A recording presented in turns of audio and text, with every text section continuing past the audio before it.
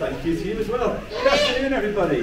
Welcome to the Scottish Owl Centre. If you've been here before, welcome back. If it's your first visit here, I'll give you a bit of an introduction and explain why this is such a special place. What we have here is the largest collection of owls on view to the public anywhere in the world.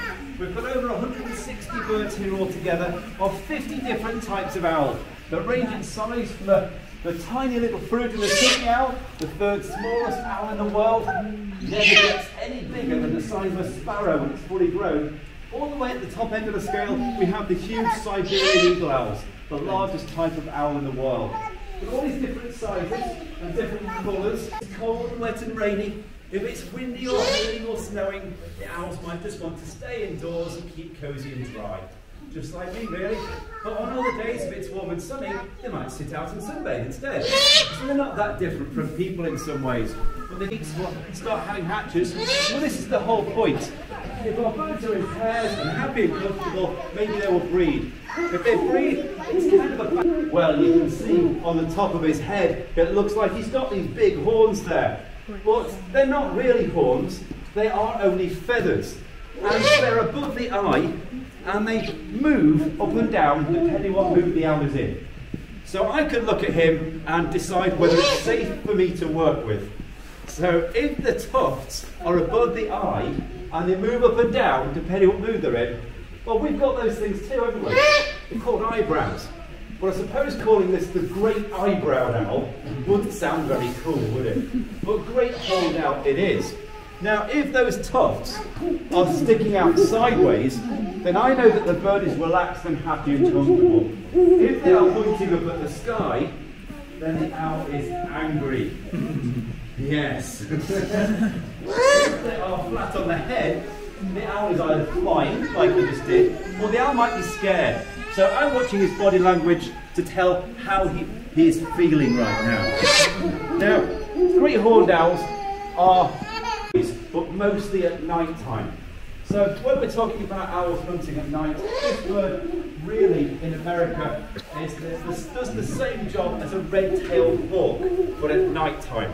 But during the summer, these birds can breed all the way up to Alaska, where it is so far north, like Scotland, it doesn't completely go dark at night time in the summer. So this bird still has to be able to hunt in daylight when it's got a nest full of hungry babies. The nest is going to be in a tree. The camouflage we see on this bird, all the patterns and the colours on the owl, give its camouflage, help it first one. But believe me, she thinks she's just as fierce. So this is Lulu. And although Lulu is only small and very cute, Lulu isn't a baby owl. She's actually coming to be 8 years old this year. And she's not going to get any bigger than this. Owls grow very fast. They're all fully grown by 12 weeks old. So she's been this big since she was 12 weeks old. Can you imagine if people grew as fast as that? Can you imagine if people were fully grown by 12 weeks old? Many of your lives would be very different, wouldn't they? And schools would look weird. But the reason that owls grow so fast is they need to be able to fly and find their own food. Because when it comes to colder months like winter, there isn't as much food around. So mum and dad haven't got enough to share with each other, so they certainly aren't going to share with the kids. So the youngsters have to leave home and find their own food. Now Lulu here is one of our spring team. Now that means that she gets all winter as a long holiday, and she's only just returned to work. You can imagine how it feels after a long holiday coming back to work. She's not looking overly enthusiastic about moving around. I'll see if I can tempt her to fly. She's checking out what's changed on her break. What have we done in here? Have we moved anything? Well, there's a big pile of wood over there. Is that interesting? Nah, boring. Can I eat it? No. So once she's had a look around, hopefully I will remind her I've got some food for her, and if she wants it, she's going to have to come and get it. That's how the owls fly in the displays. It's all about food. So, would you like me to bring it all the way over to you? Oh, you would? Okay. Sometimes you wonder who's training who in these shows. But anyway, it's all about food. So let's see if she can do a short flight. Now, Lulu, the type of owl, has got a really good name. Owls are usually named after what they look like, so it could be how big they are. We only have 5 types of owl breeding in Britain. We have the tawny owl, we have the barn owl, we've got the long-eared owl, the short-eared owl, and the introduced little owl. It was brought over from Holland in the 1900s, and it colonised the UK. But the tawny owl is the most common owl in Britain. Maybe some of you have seen one of these birds.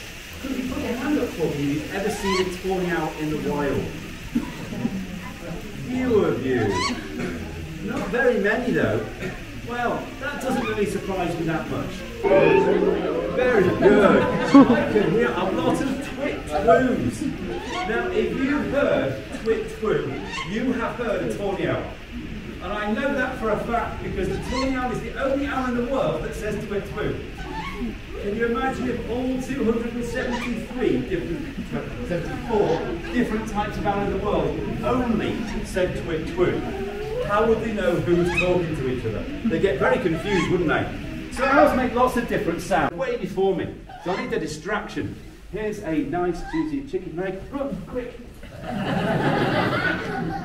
Oh, please get it for me.